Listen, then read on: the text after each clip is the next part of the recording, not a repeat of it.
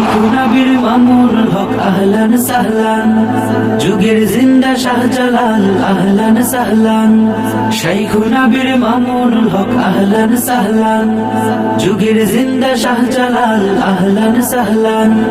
শাইখুনা বীর মামুনুল হক আহলান সাহলান, যুগের জিন্দা শাহজালাল। মুক্তি হয়েছে নতুন উদ্যমে আন্দোলন শুরু করতে হবে। জুলুম নির্যাতন করে ইসলামী আন্দোলনের অগ্রযাত্রাকে রুখে দেওয়ার যারা দিবা স্বপ্ন দেখে তারা ভুলের মধ্যে আছে। পরিষ্কার আহ্বান, আমাদের রাহবারের নেতৃত্বে যে আন্দোলন শুরু হয়েছে, এই আন্দোলনের মাধ্যমে জুমার নামাজ সংক্ষিপ্ত আপনাদেরকে অভিনন্দন জানাবেন।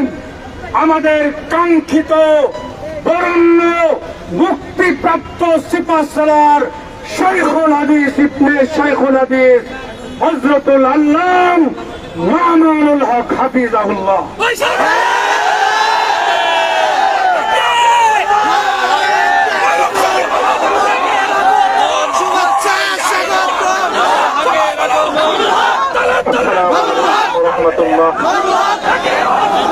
আলহামদুলিল্লাহ ওয়া কাফা ওয়া সালামুন আলা ইবাদিহি আল্লাযীনা ইসতাফা, আম্মা বা'দ। আউযু বিল্লাহি মিনাশ শাইতানির রাজীম। বিসমিল্লাহির রাহমানির রাহিম। লা তাসরিবা আলাইকুমুল ইয়াওম ইয়াগফিরুল্লাহু লাকুম ওয়া হুয়া আরহামুর রাহিমিন। সাদাকাল্লাহুল আযীম। শুকরিয়া আদায় করি আল্লাহর দ্বীনের কথা বলার অপরাধে, আল্লাহর দ্বীনের বিজয়ের ঝান্ডা এবং কেতন উড্ডীন করার প্রত্যয় ব্যক্ত করার অপরাধে, আল্লাহর জমিনে আল্লাহর দ্বীন প্রতিষ্ঠার আন্দোলনের অপরাধে আমরা অনেক ভাই কারারুদ্ধ হয়েছিলাম। পর্যায়ক্রমে সকলেই আলহামদুলিল্লাহ জিন্দানখানার লৌহ প্রাচীর ভেদ করে মুক্ত জীবনে ফিরে এসেছেন। আজ আমার মুক্তির মধ্য দিয়ে 2021 সালে হেফাজতে ইসলাম বাংলাদেশ এবং এদেশের আলেম সমাজের উপর ইতিহাসের অন্যতম এক গভীর ষড়যন্ত্র এবং চক্রান্ত